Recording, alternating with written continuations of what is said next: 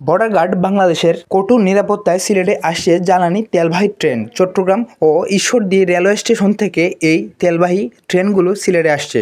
বিজিবির সদর দপ্তরের জনসংযোগ কর্মকর্তা মোহাম্মদ শরীফুল ইসলাম এই বিষয়টি নিশ্চিত করেছেন। তিনি জানান, শুক্রবার ২৬শে জুলাই সকালে বিজিবি চট্টগ্রাম রেজিয়ন ও চট্টগ্রাম ব্যাটালিয়নের ৮ বিজিবি কঠোর নিরাপত্তায় চট্টগ্রাম রেলওয়ে স্টেশন থেকে তেলবাহী ট্রেন ঢাকা ও সিলেট সহ বিভিন্ন স্থানে পৌঁছে দিচ্ছে।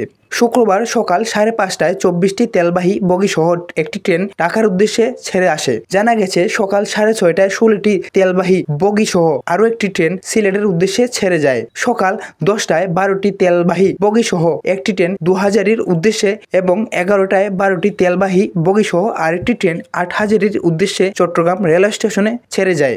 এছাড়া বিজিবির নিরাপত্তা ব্যবস্থায় খুলনা ও ঈশ্বরদী রেলওয়ে স্টেশন থেকে দিনাজপুরের পার্বতীপুরে এবং শ্রীমঙ্গল থেকে সিলেটে জ্বালানি তেলবাহী ট্রেন চলাচল করে।